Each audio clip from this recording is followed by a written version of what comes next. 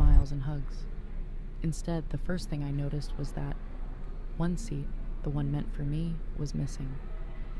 Before you hear what happened next, subscribe and comment with the city you're watching from. I'd love to see how far this story travels. Story rewrite. The decorations were flawless.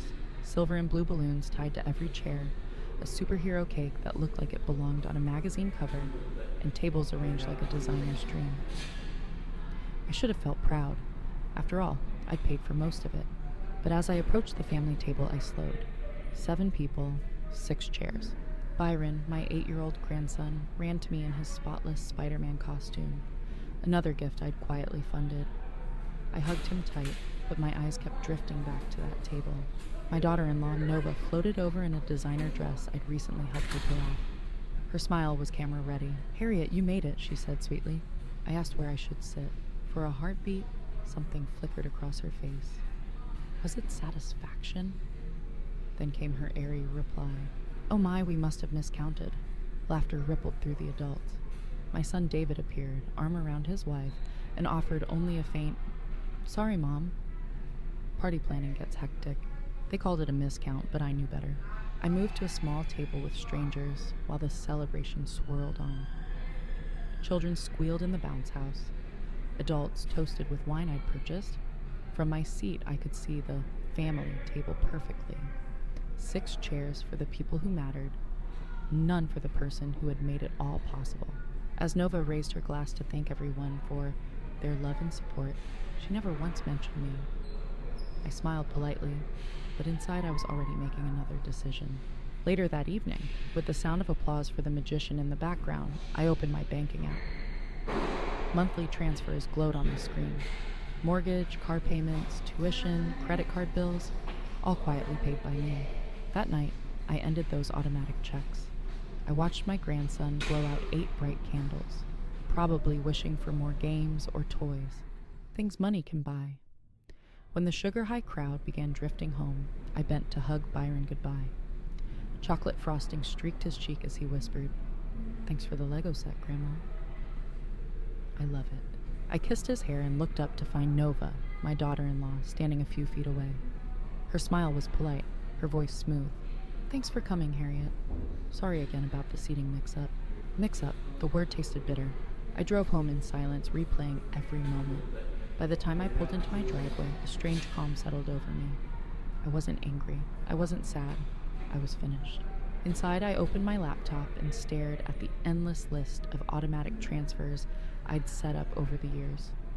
Thousands flowing out every month to a family that couldn't even save me a chair. One by one, I canceled them. The mortgage, car notes, the utilities, the tuition. Every link that turned me into their personal bank quietly disappeared with a click. When the last payment was gone, I leaned back and breathed. Tomorrow, they would learn the real value of the love and support they'd taken for granted. 3 days later, the first call came. David's name lit my phone while I watered my tomato plants. I let it ring. The plants, at least, appreciated my care.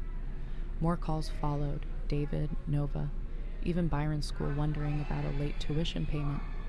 I ignored them all and opened a bottle of wine.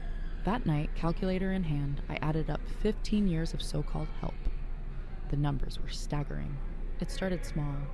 A wedding contribution, a house deposit, just until we get on our feet, David had promised. 15 years later, they were still standing on mine. Mortgage, $2,847 every month for 8 years. Nova's SUV, $651 monthly since Byron was born. David's truck, $492 each month. Private school tuition, $200 a month because public school was unthinkable. Utilities and insurance, another $700 to $800 every month, depending on how much Nova ran the air conditioning. Groceries, $800 to $1,000 monthly. She'd text me photos of receipts with casual explanations. Credit cards. This one made my hands shake. Years of minimum payments on balances that never shrank. Vacations, Disney trips, beach rentals, weekend getaways, averaging hundreds more each month. Medical bills, wardrobes, endless emergencies, another steady drain. When I totaled the past 5 years alone, the figure stared back at me. $387,000. nearly $400,000. My savings, my late husband's insurance, my retirement, all for a family that left me sitting with strangers at my own grandson's birthday party. I poured another glass of wine and kept scrolling, spotting every little expense that had slipped by. Extravagant Christmas mornings, Easter baskets overflowing with toys, Halloween costumes priced like designer outfits, and always the urgent texts. Unexpected expense? Can you help? That night, for the first time in years, I smiled. I wasn't just canceling payments. I was reclaiming my life. There were always emergencies. The night Nova's laptop died and she had to replace it immediately for work. The water heater that supposedly couldn't wait for an estimate. The afternoon, Byron broke his arm and they were short on the insurance deductible. Every situation urgent, every bill paid by me. I thought about my friends at the senior center, women my age quietly choosing between heat and groceries. Meanwhile, I was bankrolling a lifestyle most people half my age couldn't dream of. And the cruelest part? They made me feel honored to do it. Nova's requests always sounded like gifts to me. You love spoiling Byron. We just want him to know how generous his grandmother is. Or, I found the perfect dress for Byron's school play. You probably think I'm silly, but I want him to be proud of his mom. She made my help feel like love. David played a different game, the weary provider who just needed a little boost. I hate asking Mom, he'd sigh. But Byron's counting on this vacation, and Nova's been working so hard. I believe them. Each payment felt like proof I mattered, a good mother, a loving grandmother. When Nova posted pictures of their dream home and perfect family, I thought, look what love can build. But love hadn't built a family. It had built a cage made of my own generosity. My phone buzzed again. David. I finally answered. Mom, what's going on? The mortgage payment bounced and Nova's car got repossessed this morning. His voice was sharp, not worried for me, only for the money. Hello, David, I said evenly. How are you? How am I? We're in crisis, the bank called. The school wants Byron's tuition. Nova's crying in a grocery store parking lot. What happened to the transfers? I canceled them, I said, watching evening light turn my garden gold. Silence. Then, you canceled them? You can't just do that. We depend on that money. I know, I said quietly. That's the problem. He scrambled for excuses. If this is about the birthday party, Nova explained it was a mistake. She feels terrible. This isn't about a party, I replied. It's about the fact that you've both become so comfortable taking my money that you've forgotten I'm a person, not a bank account. That's not fair, Mom. We appreciate everything you do. Do you? When was the last time you called just to ask how I'm doing? Invited me over for a dinner you paid for? Treated me like your mother instead of your financial plan? He went quiet. Then, you're being dramatic. We love you. But you can't just cut us off.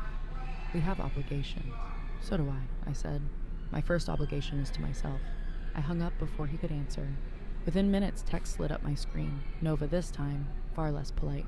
Harriet, this is cruel. Byron will suffer because of your selfishness. You offered to help. We never asked.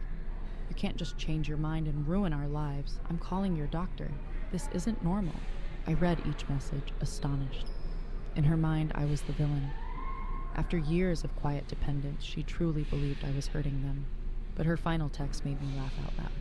What are we supposed to tell Byron when we have to take him out of school and sell the house? Maybe, I thought, they could start with the truth, that they had lived beyond their means for years, funded by a grandmother they'd taken for granted, until the day the money stopped.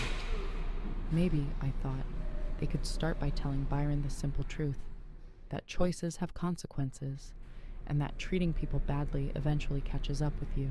That night, as I prepared for bed, I felt something I hadn't known in years. Peace. For the first time in decades, I wasn't weighed down by anyone else's emergencies. Tomorrow, I knew the pressure would rise. Nova would probably appear at my door. David would keep calling. They'd try guilt, anger, manipulation. Every trick that had worked for 15 years.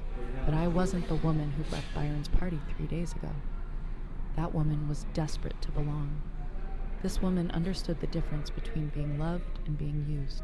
Exactly 1 week after I'd canceled the payments, a taxi pulled up in front of my house. I watched from the window as Nova sat inside, taking deep breaths. She'd dressed for battle, a sleek black dress to look responsible, minimal makeup to seem vulnerable, her hair pulled back in a struggling mom style.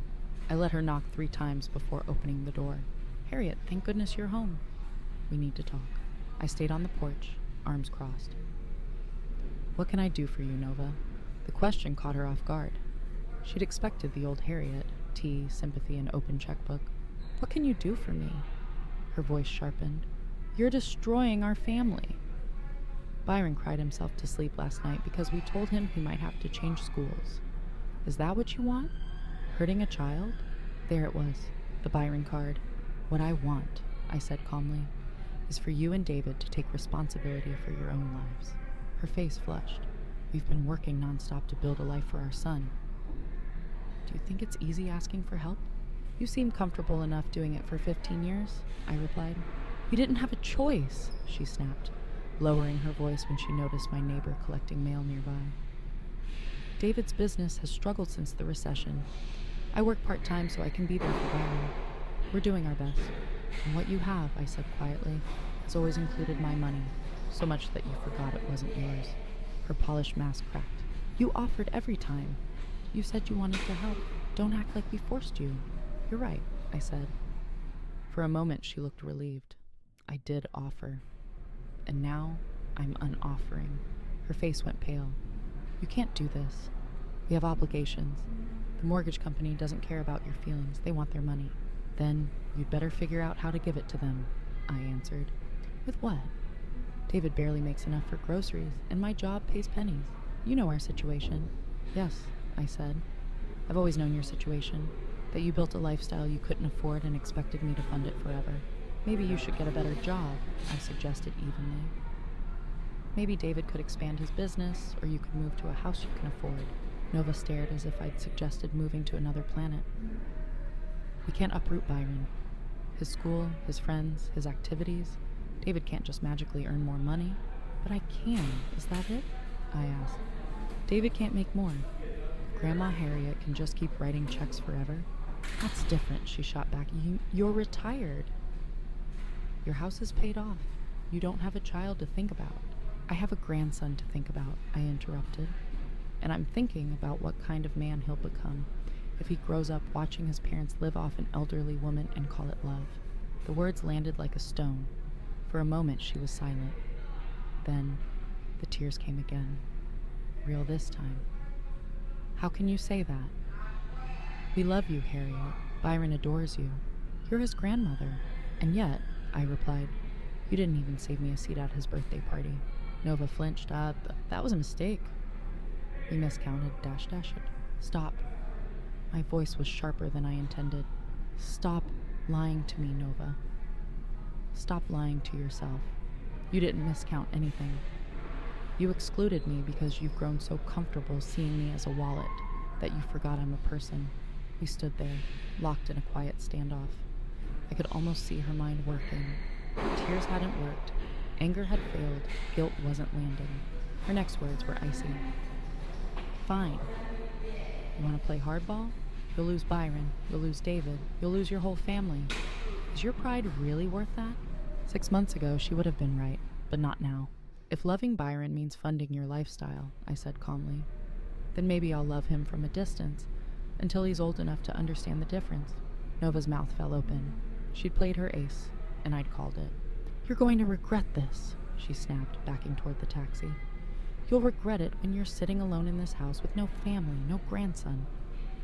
"Remember, you chose this." I watched her leave, my heart pounding. I knew she'd try to keep Byron from me. David would follow her lead. But instead of fear, I felt relief. Nova had finally shown me who she really was, and who David had chosen to become. Real family doesn't threaten you for setting boundaries.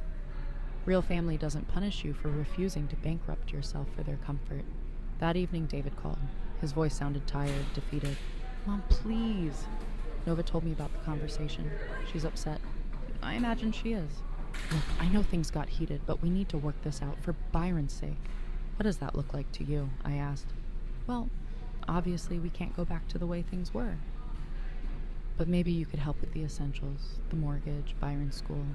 We'll cut back everywhere else. The small hope I'd felt disappeared. Even now, he was still asking for money. David, I said softly, do you understand what happened at Byron's party? It was a misunderstanding. No. Your wife humiliated me in front of everyone and you stood there. After 15 years of paying for your life, I wasn't even worth a chair at the family table. Silence. Then, barely audible, I'm sorry, Mom. I should have said something. Yes, I said, but you didn't. And that tells me everything about where I stand. He tried again. We can fix this. We can make it right. With your help. It's always about the money, I said quietly. In the background, I heard Nova's urgent voice. I have to go, David muttered. Please think about Byron. The line went dead. I stared at my phone and realized something that should have terrified me. I might never see my grandson again. But another truth settled in. I'd rather lose people who valued me only for my money than keep paying for the privilege of being treated like I didn't matter. For the first time in 15 years, I was free. The silence began immediately. Not the peaceful kind I'd imagined, but a deliberate, punishing quiet. My phone, once buzzing with family messages that were really requests for cash, went still. No morning texts from David, no photos of Byron, no calls for advice that were really pleas for money. I told myself this was what I wanted. I had bought my freedom, and silence was the price. But as the days stretched into weeks, that quiet began to feel less like peace, and more like a reminder of everything I'd finally walked away from. 2 weeks after Nova's visit, I was reaching for cereal at the grocery store when I heard a familiar voice. Mrs. Holloway, I haven't seen you in forever. It was Janet Morrison, Byron's former babysitter, a sweet teenager who'd probably earned more from my extra thank you payments than from her actual wages. How's little Byron doing? She asked. The question landed like a punch. I forced a smile. He's doing well, Janet beamed. I heard about the school situation. That must be tough, but at least you'll get to see more of him now, right? My stomach tightened. School situation? Oh, switching to public school. Nova mentioned it when she called about after-school care. Said it was just temporary while you figured things out financially. Janet stopped mid-sentence, realizing I had no idea. Oh, you didn't know. I managed a polite exit and fled to my car, hands trembling. They'd really done it, pulled Byron from the private school I'd paid for, and I was finding out from a teenager in the cereal aisle. That evening, I did something I hadn't done in weeks. I drove by their house. The for sale sign on the lawn was bad enough, but the details hurt more. Nova's flower boxes, once overflowing with expensive annuals, were brown and dry. The neatly trimmed lawn, kept perfect by a service I'd paid for, was patchy and overgrown. David's truck was gone, probably repossessed like Nova's car, but it was Byron who broke me. Through the living room window, I saw him sitting alone on the floor in front of the television. The room looked half empty, as if they'd sold furniture. I sat across the street, watching my grandson's small figure, and felt like the worst person alive. This was my fault. My phone buzzed, a Facebook notification. I rarely check social media, but something made me open it. Nova had posted a photo of Byron at a school carnival. He wore a smile that didn't quite reach his eyes. The caption made my chest ache. Byron being brave at his new school's fall festival. Some changes are hard, but we're grateful for a fresh start and the people who truly care about our family. Blessed new beginnings. Real family. The comments were a mix of sympathy and curiosity. What happened? Why switch schools? One friend asked. Nova's reply was sharp. Sometimes you discover who your real family is. We're learning to depend on ourselves and those who love us unconditionally. The implication was clear. I was the conditional one. Each post painted them as survivors, with me cast as the cold grandmother who'd abandoned them. Photos showed Byron packing boxes, Nova in a diner uniform. New job, new adventures. David appeared thinner, paint splattered, actually working full days. Part of me felt a flicker of pride. They were finally standing on their own. But mostly I felt sick, watching them turn basic responsibility into a story of martyrdom, with me as the villain. The hardest part was seeing Byron. Fewer photos now, and when he appeared, he seemed smaller, quieter. In one picture, he sat in a much smaller living room, reading a library book instead of playing with the expensive toys that once filled their house. I longed to call him, to hear his voice, to tell him Grandma loved him. But Nova's conditions were clear. Contact would happen only on her terms, and her terms seemed to be never. 3 weeks later, while I watered my garden, my neighbor, Mrs. Patterson, called over the fence. "Harriet, dear, are you all right?" "I've been worried." I looked up, startled. We'd been neighbors for 5 years, but rarely chatted. "I'm fine, thank you." She tilted her head kindly. "It's just, I haven't seen your family lately. That sweet little boy who used to help with your flowers. Everything okay?" The warmth in her voice nearly undid me. "We're taking a little break," I managed. She nodded knowingly. "Family can be complicated. My daughter and I went through a rough patch a few years back. Sometimes space is healthy, even when it hurts." "How long were you apart?" I asked. "About 6 months. Longest 6 months of my life, but we needed it." Her words settled over me like the evening air. Painful, but oddly comforting. Maybe space really was what all of us needed, even if it felt like heartbreak. Sometimes you have to lose people to understand what you really mean to one another. That night, I lay awake replaying my neighbor, Mrs. Patterson's words. 6 months of silence. Could I survive that? What if it lasted longer? What if Byron forgot me entirely? But then I pictured that birthday party. 15 years of checks and quiet humiliation. 15 years of being valued only for what I could give. Maybe some losses are worth the pain. The next morning brought a knock I never expected. Through the peephole stood a woman I didn't recognize. Mid-40s, professional, kind but serious. "Mrs. Holloway?" "I'm Sarah Chen, a social worker with Child Protective Services." My blood ran cold. "Is Byron okay?" I asked, heart pounding.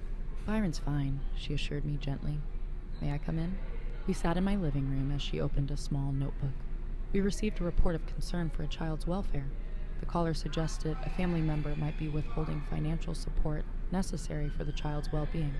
I stared at her. Someone had called CPS because I stopped giving my son money. Sarah's voice stayed neutral. "Can you tell me about your relationship with your grandson and his parents?" I took a long breath and told her everything. Years of payments, the birthday humiliation, the threats and manipulation. She listened carefully, taking notes. "Mrs. Holloway," she said at last, "you are not legally obligated to support your adult son's household." The caller seems to have misunderstood. "Byron is fed, clothed, and housed, correct?" "Yes," I whispered, but not like before. "He's not suffering," she said gently. "He's adjusting." Children are often more resilient than the adults who worry about them. After she left, I sat in the quiet. Byron was resilient. Maybe this was exactly what he needed. To see that life isn't measured by money, that love isn't something you buy. That evening, I made a choice. I wrote a letter to Byron, not to send now, but for when he's older. I explained everything, my love for him, the reasons I finally said no, the hope that someday he would understand. I sealed it and placed it beside my late husband's wedding ring. The silence continued, but it felt different, less like punishment, more like preparation. I was learning who I was when I wasn't defined by what I could provide. 4 months later, the truth came from an unexpected voice. The call came on a Tuesday afternoon. "Harriet, it's Marie Ricks," said the hesitant voice of Nova's former best friend. "I think there's something you need to know." We met at a downtown coffee shop, neutral ground. Marie looked older, weary in a way that went beyond tired eyes. She wrapped her hands around a black coffee and got straight to the point. "I heard about what happened with you and Nova, about the money," she began, bracing herself. "She's been telling people you had some kind of breakdown, that you imagined slights that weren't real." My heart thudded. "But I know that isn't true," Marie continued, "because I know what she really thought about you." "What do you mean?" I asked. Marie took a deep breath. "Remember those monthly dinners before our friendship ended? Nova used to talk about you." She stopped and forced herself to go on. "Not like a daughter-in-law should. She called you her personal ATM." The coffee shop seemed to shrink around me. "She would plan stories about Byron needing something or David's business struggling and practice them on us," Marie said quietly. "She even joked about which buttons to push. Your guilt about missing parts of David's childhood. Your fear of losing time with Byron, your worry about being thought stingy. The key, she said, was making you feel generous instead of used. Each word landed like a stone. I thought of every carefully worded request, every moment I felt like a loving grandmother when I was really just a bank account with a heartbeat. Marie reached across the table and squeezed my hand. I'm sorry, Harriet. I should have told you sooner. You deserve to know. I sat there, stunned, the noise of the cafe fading to a dull hum. All the signs I'd ignored for years suddenly lined up with brutal clarity. For the first time since the silence began, I felt something close to gratitude, not for the manipulation, but for the truth. There's more, Marie said quietly, her eyes fixed on her coffee. Nova used to complain about having to include you in family events. She'd say, David insists on inviting her, but I wish she'd just send a check and stay home. The birthday party. It all made sense now. Nova hadn't forgotten me. She'd been working up to excluding me for years. Why didn't you tell me this before? I asked, though part of me dreaded the answer. Marie's eyes filled with tears. Because I was just as bad. I was jealous of how much help you gave them. My mother-in-law was nothing like you. I convinced myself Nova was just venting, that she didn't mean it. What changed? She came to me after you cut them off. Wanted me to lend them $5,000 for Byron's school fees.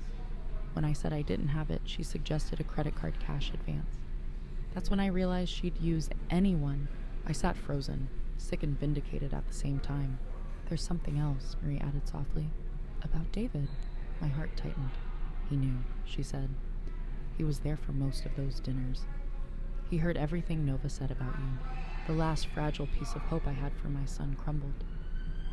He never said anything, I whispered. He laughed, Harriet. He thought it was funny how good Nova was at managing you. I excused myself and barely made it to the restroom before the nausea overtook me. When I returned, Marie was crying. I'm so sorry, she said. I should have told you years ago. I should have been a better friend. Thank you for telling me, I said, sitting heavily. Her words were a final painful confirmation. The birthday party wasn't an accident. It was calculated cruelty. Driving home, I wasn't thinking about whether David and Nova would ever learn a lesson. I was thinking about Byron and whether he was learning the wrong lessons about love and family. That evening, I pulled out the letter I'd written to him months earlier. I reread every word, then added a new paragraph. Your parents made choices, Byron, and so did I. I chose to stop letting them take advantage of me, even though I knew it might hurt you in the short term. Someday, I hope you understand that enabling isn't love, and that real love sometimes means stepping back and letting people face the results of their own decisions.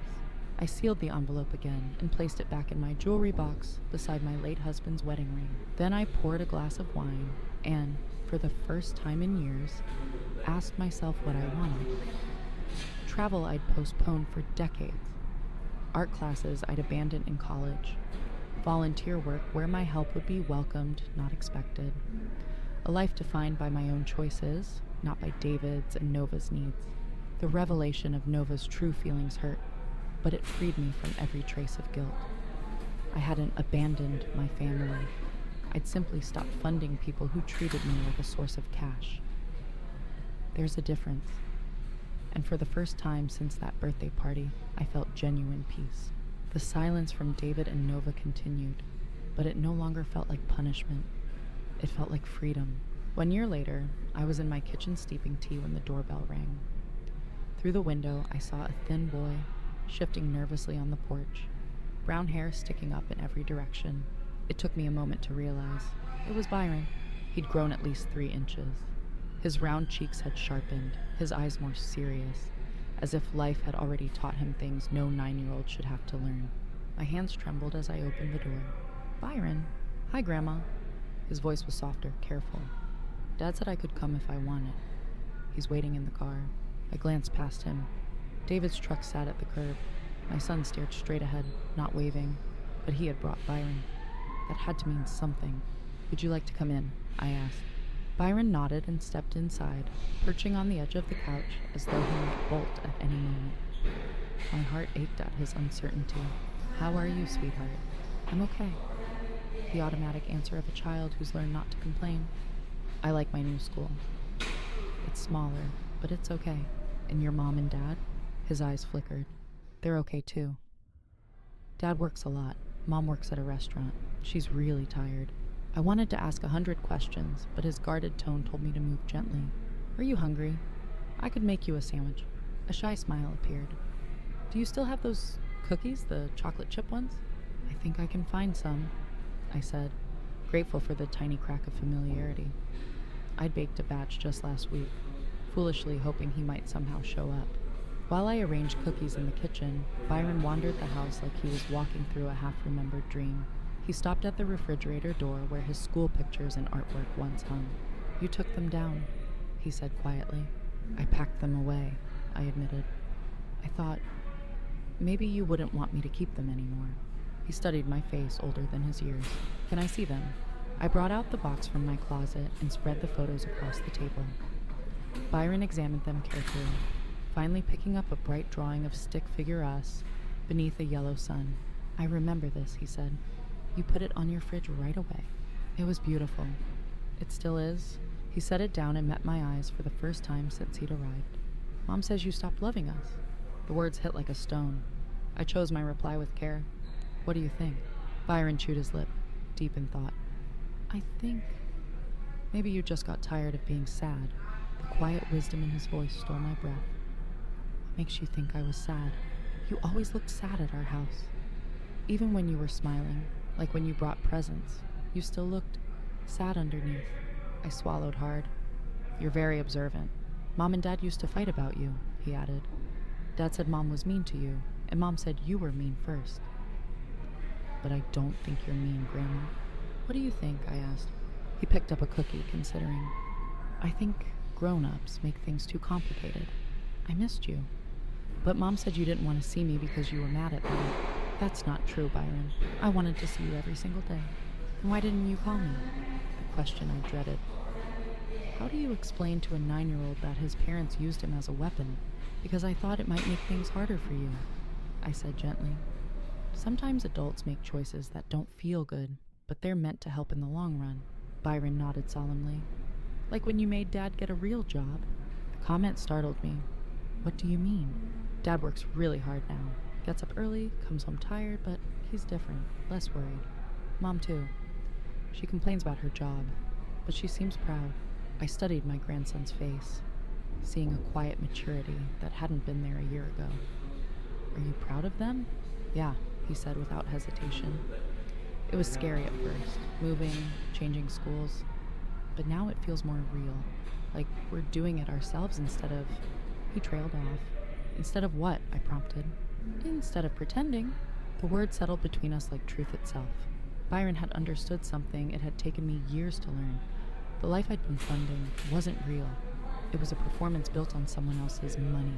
Do you understand why I stopped helping with money? I asked. He nodded. Because they were being mean to you, and because they had to learn to take care of themselves. Are you angry with me? I was, he admitted. I missed my old room, my old school, having money for stuff. But then I realized I still had everything important. Like what? Like Mom and Dad. My friends. Books from the library instead of always buying new ones. His small, certain voice filled the room. And in that moment, I knew he was right. We both still had what mattered most, and we had each found our own kind of strength. Through the window, I saw a thin boy shifting nervously on the porch, brown hair unruly in the evening breeze. It took me a moment to recognize him, Byron. He'd grown taller, his face leaner, carrying a seriousness no 9-year-old should have to wear. My hands shook as I opened the door. Byron. Hi, Grandma. His voice was quiet, careful. Dad said I could come if I wanted. He's waiting in the car. I looked past him and spotted David's truck at the curb. My son sat behind the wheel, eyes forward. No wave, no smile, but he'd brought Byron. That meant something. Would you like to come in? I asked. Byron nodded, settling gingerly on the couch, ready to run if the air turned tense. How are you, sweetheart? I'm okay, he said, the practiced reply of a child who's learned not to complain. I like my new school. It's smaller, but it's okay. Dad works a lot. Mom works at a restaurant. She's tired all the time. I offered cookies, his favorite, and watched a ghost of a smile appear. While I arranged them on a plate, he wandered the house like he was piecing together a dream. At the refrigerator, he stopped. "You took the pictures down," he said softly. "I packed them away," I admitted. "Thought maybe you wouldn't want me to keep them. Can I see them?" I brought the box from my closet. We spread the photos across the table. Byron picked up a bright drawing of our stick figure family under a yellow sun. "I remember making this," he said. "It's still beautiful," I replied. He looked at me steadily. "Mom says you stopped loving us." The words hit like a stone. I met his eyes. "What do you think?" He thought for a moment, then said, "I think maybe you just got tired of being sad." His simple wisdom stole my breath. "Mom and Dad used to fight about you," he added. "But I don't think you're mean, Grandma." "I wanted to see you every single day," I said carefully.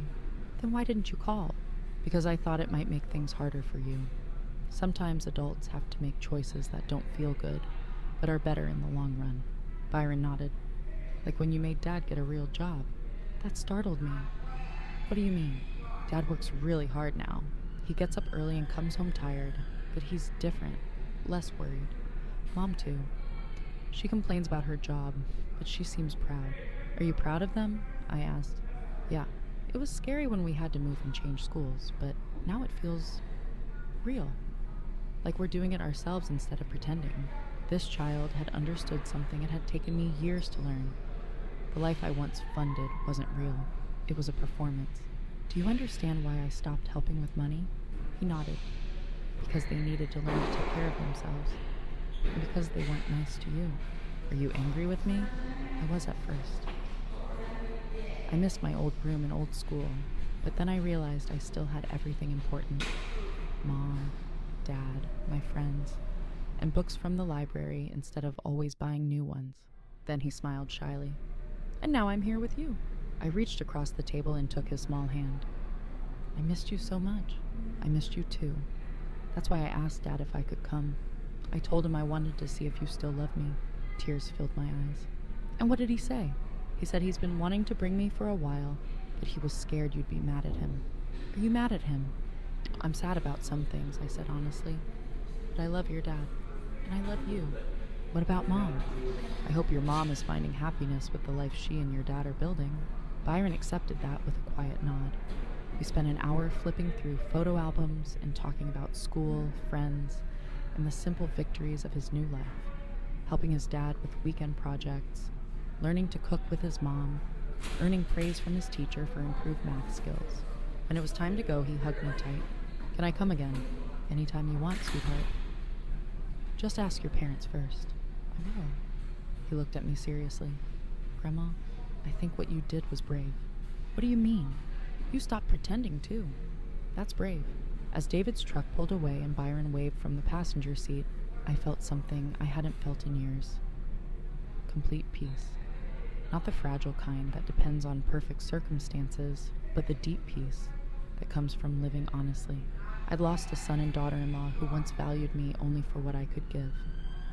But I'd found myself, and I hadn't lost my grandson after all. 6 months later, Byron began visiting every other Saturday.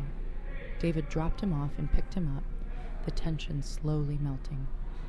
We never dissected the past, but I saw in David's eyes a quiet respect for the choice I'd made.